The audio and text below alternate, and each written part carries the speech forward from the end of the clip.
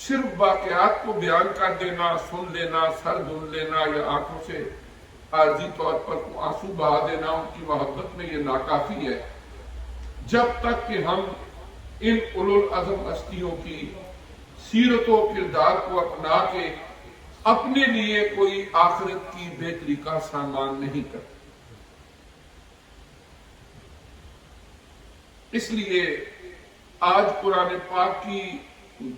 5 آیات کریمہ تلاوت کی ہیں، چھوٹی چھوٹی مختلف مقامات سے، جن کا تعلق موت سے ہے، اور موت کے تذکرے کا ہرگز یہ مطلب نہیں کہ ہم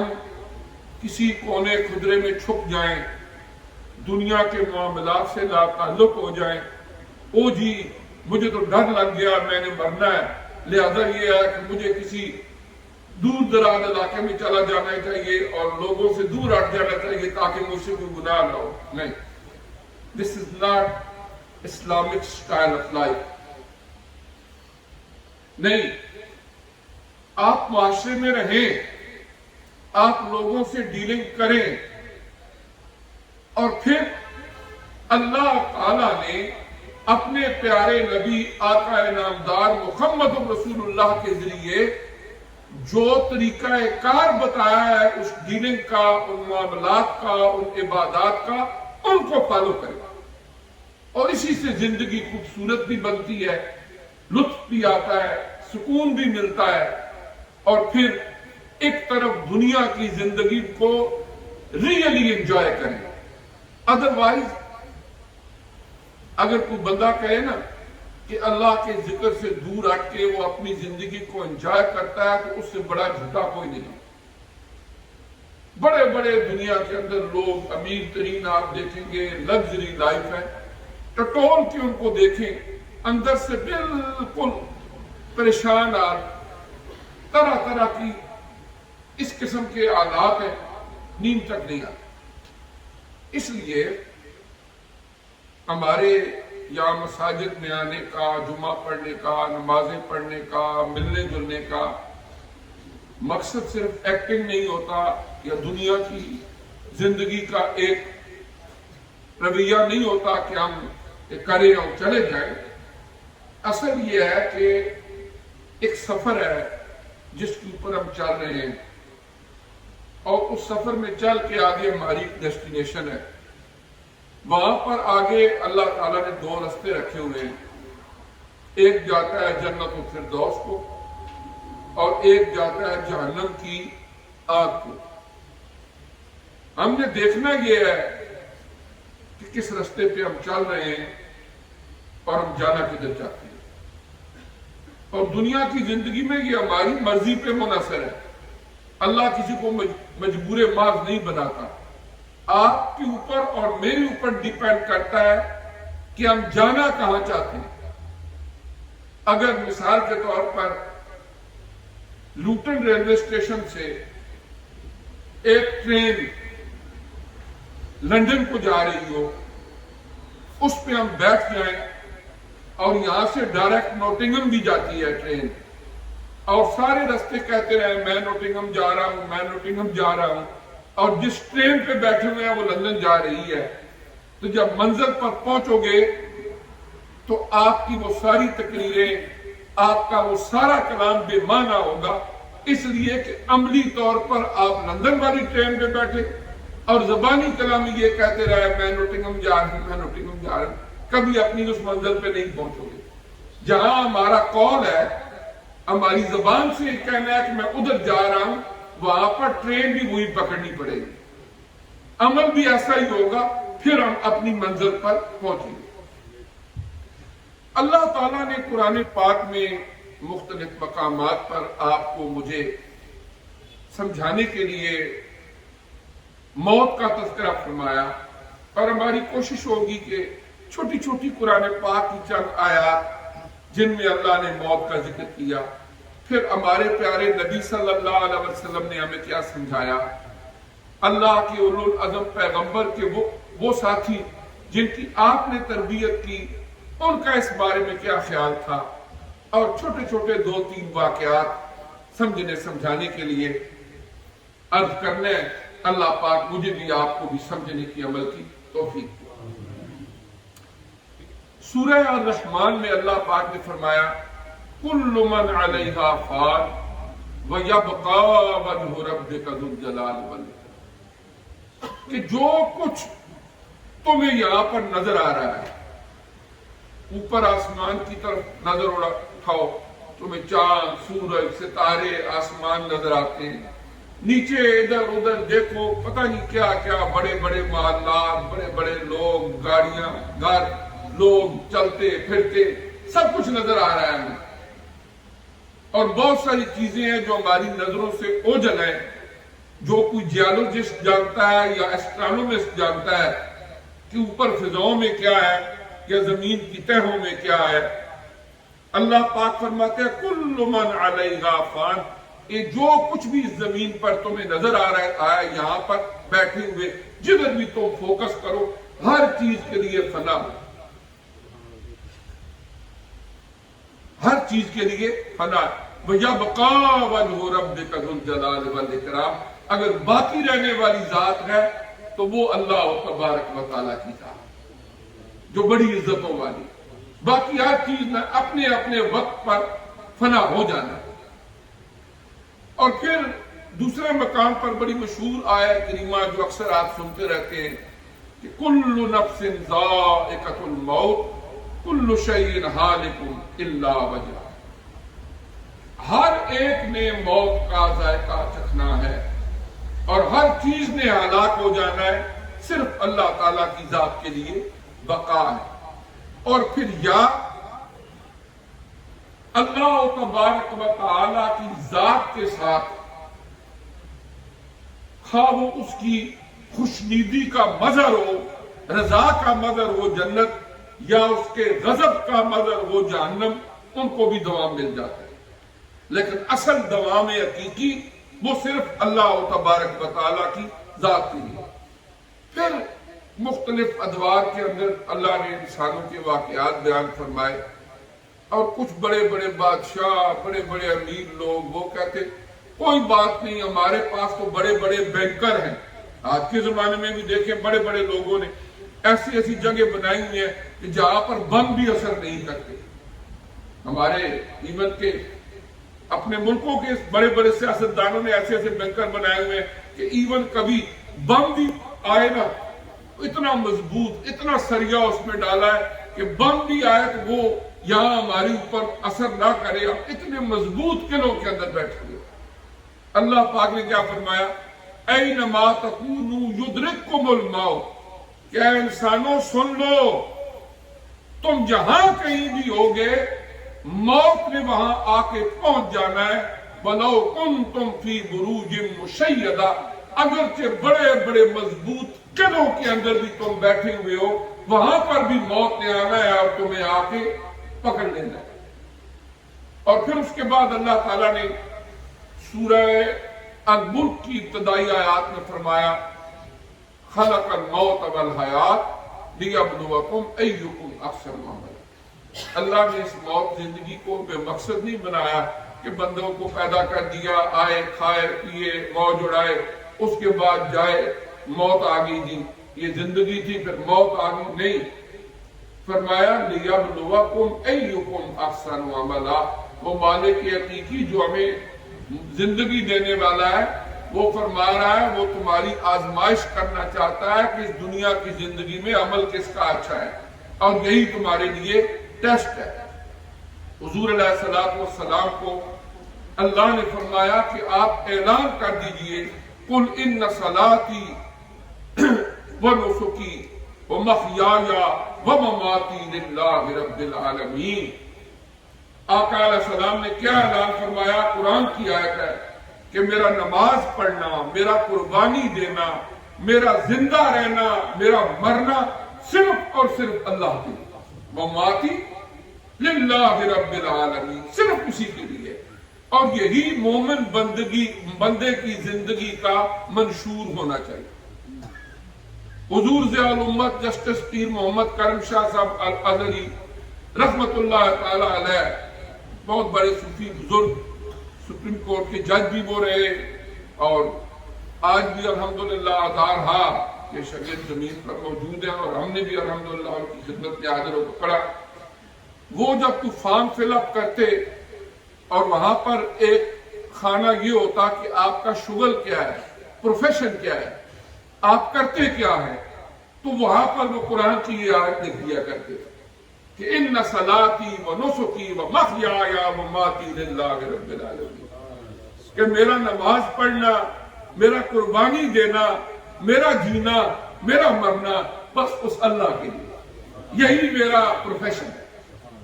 تو یہ مومن کی زندگی کا ایک نصاب ہے۔ اور پھر آخری آیت اللہ پاک نے فرمایا قُلْ إِنَّ الْمَوْتَ الَّذِي تَفِرُّونَ مِنْهُ فَإِنَّهُ مُلَاقِيكُمْ، کہ اے پیارے حبیب صلی اللہ علیہ وسلم آپ انہیں بتا دو کہ وہ موت جس سے تم فرار کا رستہ اختیار کرنا چاہتے ہو کہ ہم کہیں نہ کہیں اس سے بھاگ جائیں اور یہ ہمیں چھوڑ دے، فرمایا ایسا نہیں ہوتا، بلکہ ان کو بتا دو کہ وہ لمحہ قریب آنے والا ہے کہ وہ موت آ کے تمہیں ملاقات کرے گی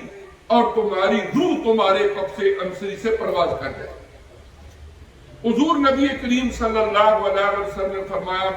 مشکاہ شریف کی حدیث ہے، اکثروا ذکر حازم اللذات، صحابہ اکرام کو آپ فرماتے کہ دنیا کے اندر جتنے ٹیسٹ ہے، جتنی لذتیں ہیں، جتنا لطف ہے، فرمایا کثرت کے ساتھ اس دنیا کی لذتوں کو ختم کر دینے والی کو یاد کیا کرو۔ صحابہ اکرام نے عرض کی وما حازم اللذات یا رسول اللہ، یا رسول اللہ وہ کون سی چیز ہے جس کو ہم یاد کریں جو ہماری دنیا کی ساری لذتوں کو ختم کر دے گی؟ فرمایا قال الموت، فرمایا موت، اس کو یاد کیا کرو۔ ابتدائے اسلام میں حضور علیہ السلام نے کچھ حکمتوں کے تحت اہل ایمان کو قبروں پر جانے سے منع کر دیا۔ اس کی چند وجوہات حدیث کی شرح کرنے والوں نے لکھی ہیں کہ زیادہ تر قبریں مشرکین کی تھی، یا لوگوں کے دلوں میں توحید کا عقیدہ صحیح طرح راسخ نہیں ہوا تھا، پہلے انہیں آداب سکھائے جائیں اور پھر ان کو قبروں پر جانے کا حکم دیا جائے۔ اور پھر کچھ وقت گزرا، آپ نے فرمایا قد كنت نهيتكم عن زیارت القبور فزوروها فإنها تذکر الآخرہ، کہ میں نے تمہیں قبروں پر جانے سے منع کیا تھا، قبروں پر جایا کرو اس لیے کہ قبروں پر جانے سے آخرت کی یاد تازہ ہوتی ہے۔ ہم نے یہاں پر کئی دفعہ دیکھا جنازے پہ جاتے ہیں، قبرستان جاتے، میت کو دفن کر رہے ہوتے ہیں، لیکن وہاں پر بھی وہ کیفیت نظر نہیں آتی۔ چند گز کے فاصلے پر کھڑے ہو کر کوئی خوشگپیوں میں مصروف ہے، کوئی سگریٹ پی رہا ہے، کوئی کیا کر رہا ہے۔ یعنی اصل قبرستان جانے کا مقصد یہی ہوتا ہے کہ جب میت یہاں پڑی ہے ہم فکر کریں کہ یہ چلا گیا ہے، ہمارا دوست تھا، ہمارا بھائی تھا، ہمارا رشتہ دار تھا، دنیا کی ساری لذتوں کو چھوڑ کے چلا گیا ہے، عنقریب ایک وقت آنے والا ہے کہ ہم نے بھی اسی رستے پہ چل کے اللہ کے حضور پیش ہونا ہے، لہذا ہم بھی اس کی فکر کریں، ورنہ ایک دن گزر جاتا ہے، اگلا آ جاتا ہے، اس دن کے اعمال ہم نے جو کیے وہ ریکارڈ ہو جاتے ہیں، لکھ دیے جاتے ہیں، اور وہ لمحہ واپس نہیں آ سکتے۔ وہ کسی نے کہا تھا مہرباں ہو کر بلا لو مجھے چاہو جس وقت، میں گیا وقت نہیں ہوں کہ پھر آ بھی نہ سکوں۔ ایک وقت ایسی چیز ہے جو چلا جائے تو واپس نہیں آتا، جو آپ کا ایک لمحہ گزر گیا ہے، دنیا کی ساری دولتیں خرچ کر کے کوئی ایک لمحہ واپس نہیں لا سکتا۔ اس لیے زندگی کی قدر کرنا، ان لمحات کی قدر کرنا، یہ ضروریات دین میں سے۔ حضور علیہ السلام فرمایا کرتے کہ ان المیت لا يعذب لبكاء اهله،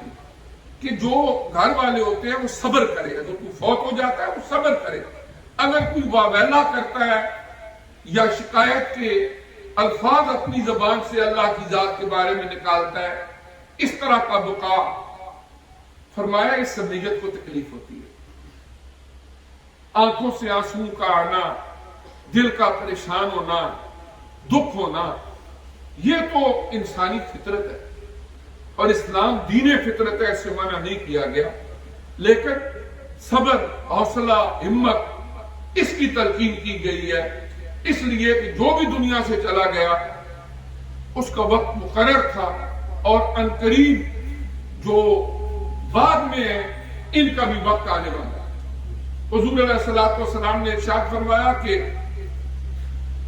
اغتنم خمسا قبل خمس، کہ اے بندے 5 چیزوں کے آنے سے پہلے 5 چیزوں کو غنیمت سمجھو۔ اغتنم خمسا قبل خمس، کہ 5 چیزوں کے آنے سے پہلے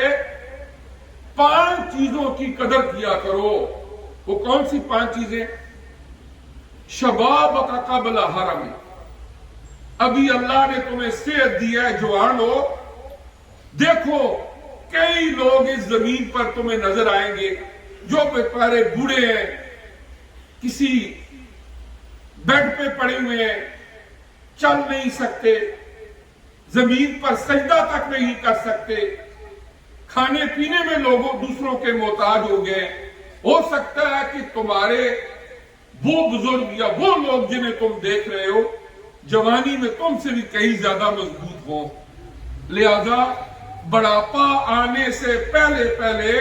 اپنی جوانی کی قدر کرنا۔ اور ایک فارسی کا شعر ہے، در جوانی توبہ کردن شیوہ پیغمبری، وقت پیری برگ ظالم میں شود پرہیزگار۔ ترجمہ اس کا یہ بنتا ہے کہ جوانی کے اندر توبہ کرنا، جوانی کے اندر اللہ کو یاد کرنا، اس کا خوف دل میں رکھنا، فرمایا یہ نبیوں کا شیوا ہے۔ اور جب بندہ بہت بوڑھا ہو جاتا ہے، اگرچہ اس وقت بھی توبہ قبول ہوتی ہے، باتیں قبول ہوتی ہیں، لیکن وہ شاعر یہ کہتے ہیں وقت پیری برگ ظالم میں شود پرہیزگار۔ جب بندہ بالکل بوڑھا ہو جاتا ہے اس وقت تو بھیڑیا بھی آ کے بیچارہ بہت پرہیزگار بن جاتا ہے، جب کچھ کرنے کے قابل نہیں رہتا تو بھیڑیا بھی بہت کمزوری کی حالت میں آ کے پرہیزگار بن جاتا ہے، لہذا جوانی کو غنیمت جانو۔ دوسری بات آپ نے فرمایا وصحتک قبل سقم، بیماری سے پہلے صحت کو غنیمت جانو۔ کبھی کسی مریض کو دیکھنے کے لیے ہسپتال جاؤ، ہر طرف جو لوگ مریض پڑے ہوئے ان کی حالت دیکھو، اگر اللہ نے تمہیں صحت دی ہوئی ہے اس کو غنیمت جانو، اس سے پہلے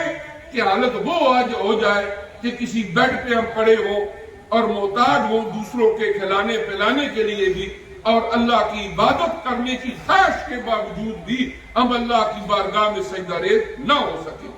وَغِنَاكَ قَبْلَ فَقْرِكَ، کئی لوگ دنیا کے اندر بڑے بڑے امیر آئے،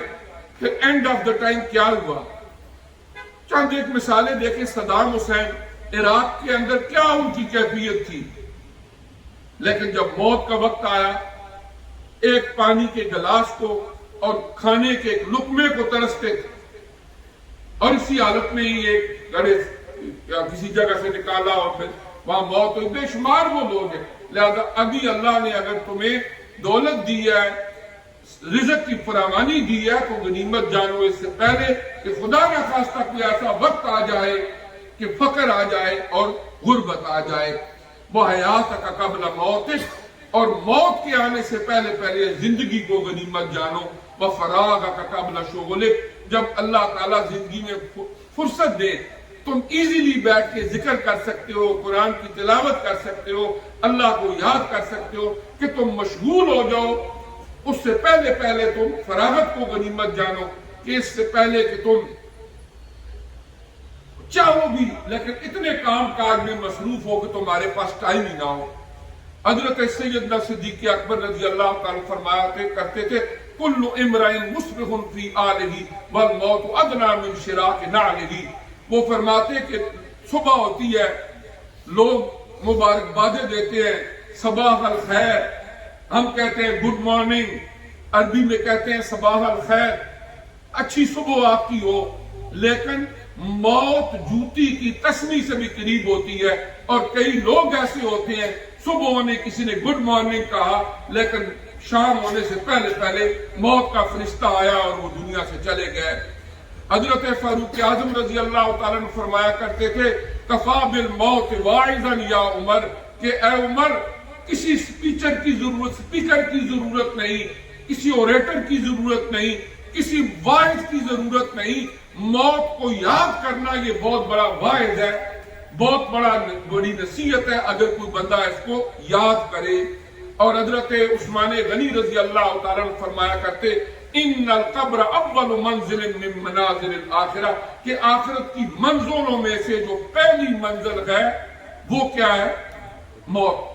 جو اس میں کامیاب ہو گیا آگے بھی اللہ تعالیٰ اس کو کامیاب کرے گا۔ اور حضرت علی المرتضیٰ شیر خدا رضی اللہ تعالیٰ فرمایا کرتے تھے کہ موت سے بڑھ کر سچی کوئی چیز نہیں، اور فرماتے کہ جب نماز کی شروع کرتے تو ان کے وجود پر کپ کپی طاری ہو جاتی کہ شاید یہ میری زندگی کی آخری نماز ہو۔ اس طرح یہ ہے کہ بہت ساری ایسی احادیث ہیں، قرآن کی آیات ہیں، بزرگوں کے واقعات ہیں۔ حضرت سلیمان علیہ السلام کا زمانہ تھا، آپ بیٹھے تھے، موت کا فرشتہ آیا حضرت اسرائیل علیہ السلام، اور ان کے پاس ایک وزیر بیٹھا ہوا تھا، اسے گھور کے دیکھا، انسانی شکل میں آیا فرشتہ، وہ بڑا ڈر گیا وہ وزیر تو۔ جب فرشتہ چلا گیا انہوں نے کہا جی کہ کون تھے؟ انہوں نے کہا یہ موت کے فرشتے تھے اسرائیل علیہ السلام، وہ آئے تھے انسانی شکل۔ انہوں نے کہا جی ہواؤں کو حکم دے دو، ہوائیں بھی ان کے تابع تھی، جنات بھی ان کے تابع تھے، تو مجھے دور ایک بہت بڑا جزیرہ تھا بوماس، کہ بوماس کے جزیرے میں مجھے پہنچا دے۔ حضرت سلیمان علیہ السلام نے ہواؤں کو حکم دیا، ان کو وہاں پر لے کے چلے گئے۔ جب وہاں پر پہنچے تو موت کا فرشتہ وہاں آیا، روح قبض کر۔ جب دوبارہ اسرائیل علیہ السلام سلیمان علیہ السلام کے سامنے آیا تو انہوں نے پوچھا کہ اس دن کیا ہوا تھا، اس میرے وزیر کو تم بڑے گھور کے دیکھ رہے تھے؟ وہ کہنے لگے کہ اللہ کی طرف سے مجھے حکم تھا کہ چند لمحے بعد بوماس کے جزیرے میں اس کی روح قبض کرنی ہے، اور میں حیران ہو رہا تھا کہ ابھی تک یہ یہاں بیٹھا ہوا ہے، اور وہاں پر وہ پہنچ جاتا ہے بندہ جہاں پر کہ اس کی موت آنی ہوتی ہے۔ تو اس طرح یہ ہے کہ ایک عورت تھی، ان کا ایک ہی بیٹا تھا، ان کی ڈیتھ ہو گئی، ایک ہی اولاد۔ وہ بڑی آواز میں ایسی ہو گئی کہ ہر ایک ڈاکٹر کے پاس جاتی کہ شاید میرا بیٹا زندہ ہو سکے، اس کو کوئی دوا دے دو یہ زندہ ہو جائے۔ حکیموں کے پاس جاتی، کچھ کر لو میرا بیٹا زندہ ہو جائے۔ ایک اللہ کے نیک بندے تھے، ولی تھے، ان کے پاس چلی گئی، انہیں کہنے لگی کہ آپ کو دعا ہی کر دیں کہ میرا بیٹا زندہ ہو جائے، شاید یہ دوبارہ زندہ ہو جائے، میرے ساتھ رہ لے، میرا ایک ہی بیٹا تھا۔ ماں کی ایک محبت ہوتی ہے جب اکلوتا بیٹا جب دنیا سے چلا جائے۔ ان بزرگوں نے کہا کہ اب موت کے بعد دوبارہ زندگی نہیں ملتی، اللہ تعالیٰ ہی ہے جو کچھ کرے۔ اب یہ آخرت کی منزلوں کی طرف چلا گیا، سمجھایا وہ نہ سمجھی۔ وہ کہنے لگی نہیں آپ نے دعا کرنی ہے میرا بیٹا زندہ ہو جائے۔ انہوں نے فرمایا اچھا میں دعا کروں گا، آپ نے ایک کام کرنا ہے۔ وہ کہنے لگی کیا کام؟ انہوں نے فرمایا کہ تم اس طرح کرو کہ جاؤ پانی کا ایک گلاس لے کر آؤ، اور کسی ایسے گھر سے لے کر آنا ہے کہ جہاں سے کبھی کوئی میت نہ اٹھی ہو۔ وہ عورت گئی، سارے علاقے میں پھری، ان سے پوچھتی آپ کے گھر سے کبھی اس گھر سے میت اٹھی ہے؟ وہ کہتے جی ہمارے تو گھر خالی ہو گئے، خاندان خالی ہو گئے، فلاں رہا کرتا تھا وہ فوت ہو گیا، فلاں رہا کرتا تھا وہ فوت ہو گیا۔ جب سارے پھر کے آ گئی اور کہنے لگی جی مجھے پانی کا گلاس نہیں ملا، کہ کسی ایسے گھر سے لاؤں کہ جہاں پر کوئی فوتگی نہ ہوئی ہو۔ تو انہوں نے فرمایا کہ جب ہر ایک گھر میں یہی ہے تو پھر تیرے گھر کے اندر سے بھی اگر بچہ چلا گیا ہے تو یہ بھی قدرت کا ایک قانون ہے۔ پھر اس کو کچھ صبر آیا اور انہوں نے سمجھانے کے لیے اس کو یہ کہا۔ اس طرح یہ ہے کہ بڑے بڑے بزرگوں، اہل بیت، صحابہ اکرام کے ہم تذکرے کرتے ہیں، ان کی شہادت کے اور ان کی موت کے تذکرے کرتے ہیں، جنہوں نے اللہ کے رستے میں زندگیاں گزاری، ان کی شہادت انہیں اعلیٰ درجے دے گئی۔ اور حضور علیہ السلام نے فرمایا جو بندہ فوت ہو جاتا ہے نا اس کی قیامت آ جاتی ہے، قیامت برحق ہے، لیکن یہ ان لوگوں کے لیے جو بعد والے ہیں، جس کو موت آ گئی اس کی قیامت بپا ہو گئی ہے، تو وہ قیامت ہماری بھی قریب بپا ہونے والی ہے۔ ہر ایک تھوڑے وقت کے بعد پتہ نہیں کب کون ہے کب کہاں ہے۔ آج انشاءاللہ جمعہ کے بعد ایک نماز جنازہ ہے، 20 ایئر کا بچہ، ماں باپ کا اکلوتا بیٹا تھا، اس کی ڈیتھ ہوئی ہے، سینٹرل ماسک میں جنازہ ہے، اس میں انشاءاللہ شریک ہوں گے۔ 2:30 کا ٹائم ہے، اس کے بعد ہی کچھ ہوگا جنازہ۔ اس طرح یہ ہے کہ دنیا کی زندگی میں جب ہم ان بزرگوں کے واقعات پڑھتے ہیں، بیان کرتے ہیں، تو وہاں پر تھوڑا سا احساس کر لو، سوچ اپنے اندر، فکر اپنے اندر پیدا کرو، کچھ اللہ کے نیک بندوں کے ساتھ مل کے فکر کر کے اس کے اندر استقامت پیدا کرو، تاکہ اللہ تبارک و تعالی ہماری وہ منزل آسان کرے۔ یہاں پر کوئی ایک بچھو، کوئی سانپ چھوٹا سا آ جائے، ہم بھاگ بھاگ کے کوئی ہمیں شاید بچا بھی لے، وہاں اگر ہم اپنی بد اعمالیوں کی وجہ سے قبر کے اندر ایسی صورتحال کا شکار ہو گئے، تو پھر اس کے بعد نہ واپسی ہے اور نہ وہاں پر کوئی ہمیں چھڑانے والا ہے۔ دنیا کی زندگی یہ ہے کہ ہم کچھ احساس کر کے یہاں سے کچھ ایسا سامان لے کر جائیں کہ وہاں پر اللہ تبارک و تعالی مہربانیاں فرمائے۔ اور جو اس کے لیے ایک روڈ میپ ہے اللہ نے کھل کے بیان کر دیا ہے قرآن پاک کے اندر، اپنے پیارے نبی کی زندگی کے اندر۔ اب فیصلہ ہم نے کرنا ہے کہ ہم جانا کدھر چاہتے ہیں۔ فنا فی اللہ کی طے میں بقا کا راز مضمر ہے، جسے جینا نہیں آتا اسے مرنا